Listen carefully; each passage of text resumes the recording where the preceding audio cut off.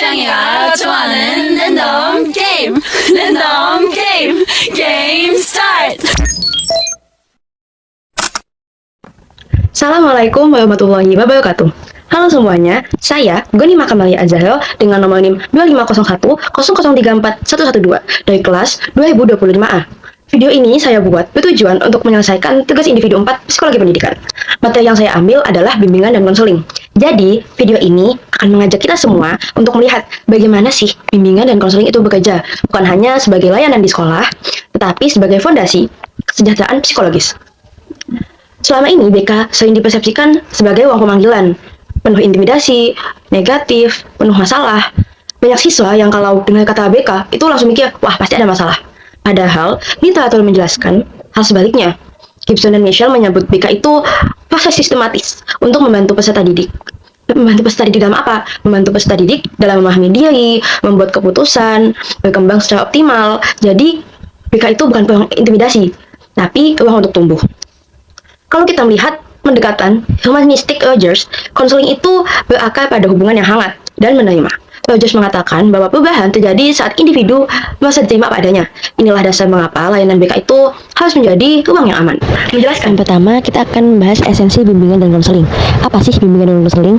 Bimbingan dan konseling adalah dua konsep yang saling menguatkan. Sir John Stone menjelaskan bahwa bimbingan membantu individu mengenali potensi dan membuat pilihan yang bertanggung jawab. Sementara konseling itu lebih mendalam dan bersifat personal untuk eksplorasi diri pada siswa. Jadi, bimbingan itu preventif dan luas, sedangkan konseling lebih fokus dan intensif. Keduanya dipadukan agar peserta didik dapat berkembang secara optimal dan stabil. Mengapa BK itu penting? Dalam pendidikan modern, BK itu kunci untuk membangun ketahanan psikologis.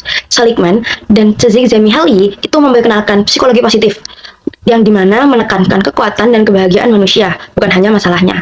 Psikologi positif itu menjadi dasar bahwa BK tidak hanya untuk yang bermasalah, tetapi untuk mengoptimalkan potensi. Penelitian juga menunjukkan bahwa sekolah dengan layanan yang BK-nya itu aktif memiliki tingkat kesejahteraan siswa lebih tinggi dan prestasi akademik yang lebih stabil. Artinya, BK itu bagian dari sistem mendukung akademik dan emosional siswa di sekolah. Yang ketiga, fungsi bimbingan dan konseling. Jika mengacu pada Gibson dan Michelle, dan juga Permendikbud 111 tahun 2014 pasal 2, BK itu memiliki beberapa fungsi utama, di antaranya pemahaman, pencegahan, pengembangan, perbaikan, dan juga penyaluran. 5 fungsi utama ini adalah 5 fungsi utama BK. Kita akan bahas satu-satu. Yang pertama adalah pemahaman. BK itu membantu peserta didik untuk mengenali kemampuan, minat, nilai, dan tantangannya. Jadi, BK itu membantu peserta didik untuk paham dirinya sendiri. Gimana sih motivasi belajarnya? Gimana minat dia, bakat dia di apa? BK memiliki fungsi untuk membantu siswa memahami diri sendiri. Fungsi yang kedua adalah pencegahan. BK memberikan bekal keterampilan agar siswa tidak mudah mengalami masalah belajar, sosial, ataupun emosional. Di mana BK itu membantu siswa supaya mencegah masalah, supaya dia nggak salah jurusan, supaya dia benar dalam mengambil keputusan. BK punya fungsi mencegah itu. Mencegah dalam salah mengambil keputusan. Fungsi yang ketiga adalah pengembangan, di mana BK berfungsi untuk membantu memperkuat aspek positif dari siswa, seperti kepercayaan, kemandirian, dan juga kemampuan sosial. Kemudian, fungsi yang keempat adalah fungsi perbaikan. BK memiliki fungsi memberikan intervensi ketika siswa sudah mengalami hambatan atau masalah tertentu. Kemudian fungsi terakhir adalah fungsi penyaluran, di mana BK itu membantu siswa menentukan arah karir dan pilihan pendidikan sesuai prinsip dari Super, bahwa perkembangan karir adalah proses seumur hidup, bukan hanya dalam jangka masa pendek, tapi untuk seumur hidup. Di mana BK itu membantu siswa menyalurkan minat dia di mana, bakat dia di mana, gitu, supaya dia tidak salah dalam mengambil keputusan. Intinya BK itu membantu siswa supaya pilihan dia itu tepat dan siswa tersebut tidak mengalami kemudian kita keempat, layanan bimbingan dan konseling. BK memiliki 4 bidang layanan utama. Yang pertama, bimbingan belajar.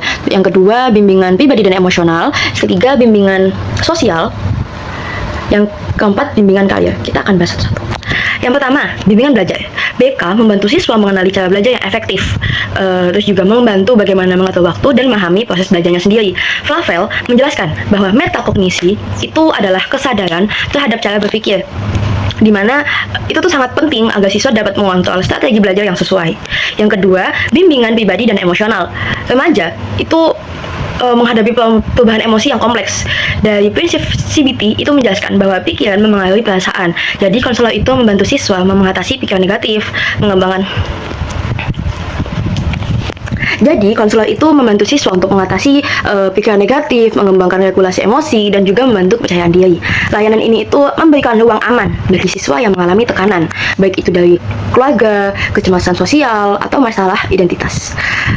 Yang ketiga, ada bimbingan sosial, di mana interaksi sosial itu penting buat perkembangan diri siswa.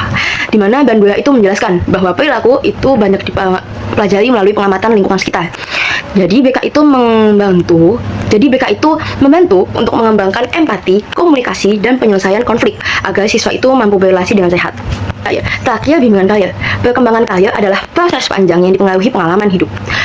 Konselor itu membantu siswa untuk mengeksplorasi dari minatnya, terus juga membantu memahami bakat, mengenal dunia kerja, dan membuat rencana masa depan agar tidak salah jurusan atau hanya ikut-ikut teman. Jadi harus dari hati. Selanjutnya, kita akan membahas peran dan kolaborasi dari BK. Banyak BK itu apa aja? Terus, BK itu berkolaborasi dengan siapa saja? BK tidak bekerja sendirian. Efektivitas dari BK itu tergantung pada kolaborasi dengan guru, wali kelas, dan juga orang tua.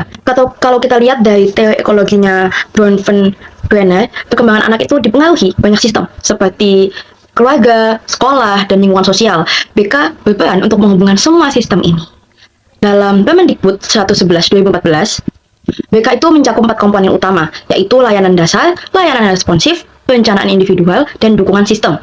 Artinya, BK itu bekerja di depan layar saat memberikan layanan langsung, dan bekerja di belakang layar saat mengorganisir program untuk seluruh ekosistem sosial sekolah. Selanjutnya, mengapa BK tidak bisa diabaikan? Dari berbagai penelitian internasional, itu menunjukkan bahwa dukungan konseling itu bisa meningkatkan resiliensi remaja dan menurunkan angka bullying. Sekolah yang memiliki program bimbingan yang kuat, program bimbingan konseling yang aktif, itu cenderung memiliki siswa yang lebih sehat secara emosional dan juga lebih stabil secara akademik.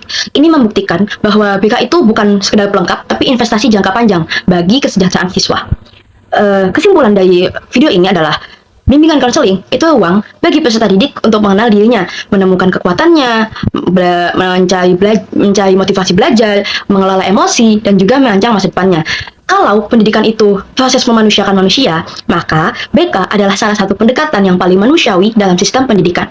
Sekian video dari saya, semoga video saya buat ini dapat bermanfaat dan juga membantu kita untuk memahami betapa pentingnya BK dalam kehidupan peserta didik di sekolah. Kurang lebihnya mohon maaf. Wassalamualaikum warahmatullahi wabarakatuh.